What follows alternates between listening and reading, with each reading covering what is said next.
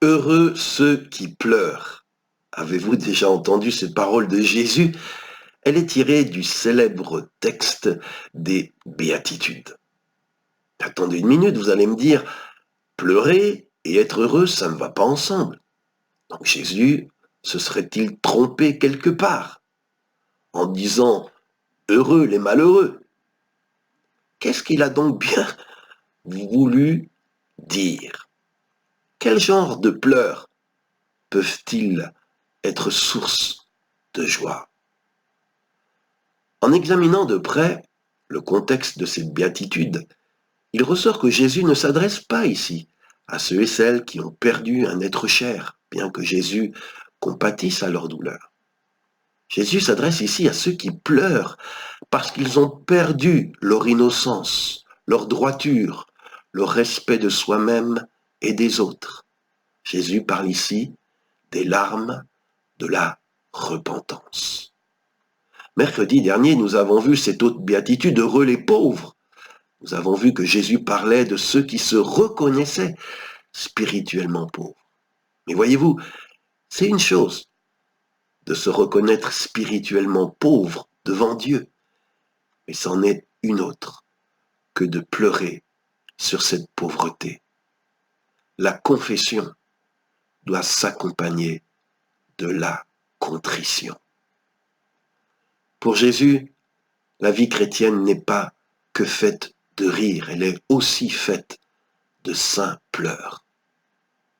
Et les larmes chrétiennes, c'est peut-être ce qui fait le plus défaut à l'Église de Jésus-Christ aujourd'hui. Pas les larmes de larmoiement, les larmes d'une profonde conviction et d'une profonde repentance. Jésus, il a pleuré sur les péchés de ce monde et ses conséquences tragiques que nous voyons chaque jour. Jésus a pleuré sur Jérusalem qui ne voulait pas le recevoir. Le psalmiste, auteur du psaume 119, a écrit « Je pleure toutes les larmes de mon corps en voyant qu'on n'observe pas ta loi. » Et Paul écrivait aux chrétiens de Corinthe « Je crains à ma prochaine visite que je n'ai à pleurer sur beaucoup qui continuent à pécher et se sont pas détournés de l'impureté, de l'immoralité et du vice. » On le lit dans 2 Corinthiens 12, verset 21. Et toi, que fais-tu? Comment réagis-tu devant la réalité du mal qui domine notre monde et qui peut être aussi présente dans l'Église? Mais il n'y a pas que les péchés de ce monde, les péchés de l'Église, le péché des autres, il y a aussi tes péchés, mes péchés. As-tu déjà expérimenté de la douleur à propos du mal que tu as commis dans ta vie? Si oui, sois assuré que Dieu recueille tes saintes et précieuses gouttes de repentance dans son outre. Jésus promet dans cette béatitude que ceux qui pleurent sur leurs péchés seront consolés. Et oui, le seul vrai réconfort qui puisse apaiser un cœur contrit par son péché, c'est l'absolution de Dieu. Cette absolution ne se monnaie pas, ne s'achète pas, elle est absolument gratuite pour tous ceux, toutes celles qui la demandent. Elle ne se mérite pas, elle se reçoit comme un cadeau, comme une grâce. Et cette absolution, c'est-à-dire le pardon de nos péchés, il nous est accessible en Jésus.